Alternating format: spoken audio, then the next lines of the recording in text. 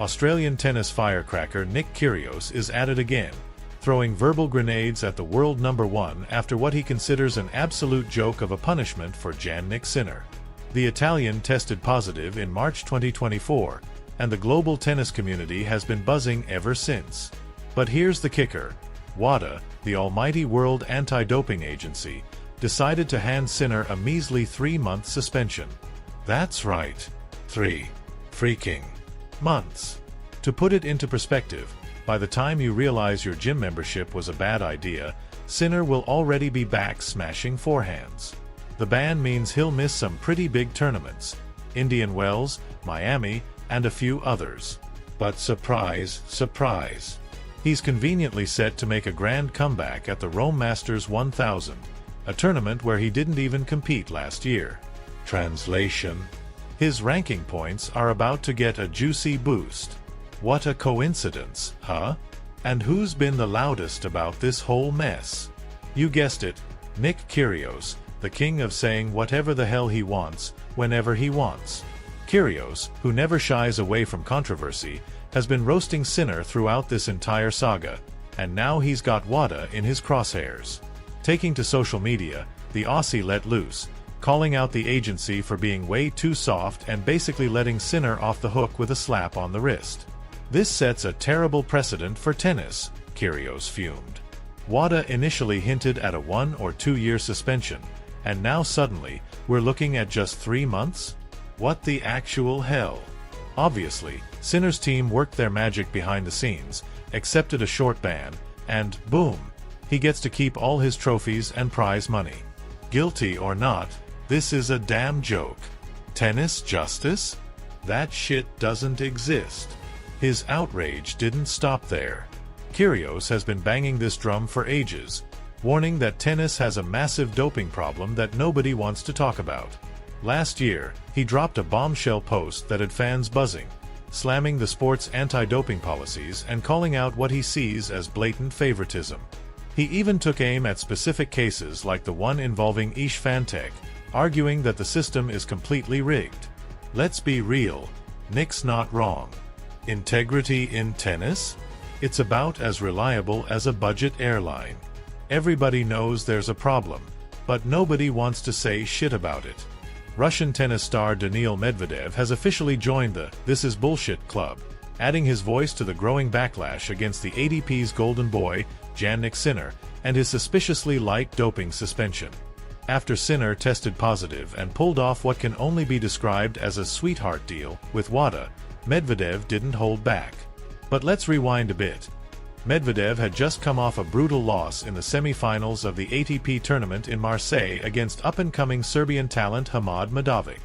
And while that loss probably stung, the real fire came when he was asked about the 3-month slap-on-the-wrist punishment given to Sinner. That's when the Russian let loose with his signature brand of sarcasm, raising a big, fat question mark over the fairness of the whole process. So this is how it works now. Medvedev quipped. If WADA finds something in your system and says, "Congratulations, here's a 2-year ban," you can just go, "Nah, let's make it 1 month instead," and they'll say, "Sure, why not?" Hope this becomes the new normal. Otherwise, this would look kinda weird, don't you think? That last part was dripping with sarcasm, so thick you could spread it on toast. Medvedev's not just pissed. He's pointing out what a joke the whole situation has become. And he's not alone. Like Nick Kyrgios and Stan Wawrinka, he's questioning why some players get the book thrown at them while others get away with what feels like a stern warning and a pat on the back. The whole mess has only added fuel to the fire in an already heated debate about the integrity of tennis anti-doping rules. Many players are now openly wondering if the rules even apply to everyone equally or if WADA has a VIP pass for top-ranked players. Medvedev's comment highlights what's quickly becoming a major credibility crisis. If Sinner's team could negotiate his way down to 3 months, why shouldn't every player get that same deal? If the ATP and WADA don't start showing some damn consistency, people are gonna stop taking these bans seriously. And when that happens, the whole system might as well go straight to the dumpster.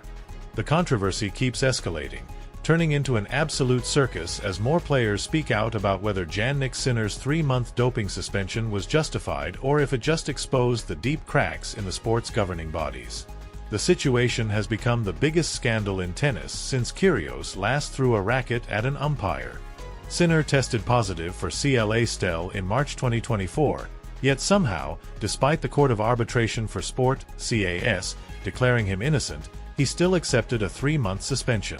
If that doesn't make sense to you, congratulations, you have common sense. Meanwhile, the governing bodies seem to be playing a game of "let's make a deal" instead of actually enforcing rules. The Professional Tennis Players Association (PTPA), led by Novak Djokovic, wasted no time in tearing the ruling to shreds, calling the whole system a joke. In a statement dripping with sarcasm and frustration, they made it clear that the so-called anti-doping regulations are basically just a VIP-only negotiation table. This isn't a system, it's a goddamn private club. The so-called case-by-case discretion is just a fancy way of saying some players get special treatment while others get screwed.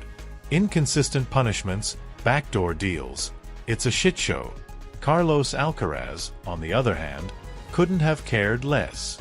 When asked about Sinner's suspension, he shrugged it off like it was a minor weather update.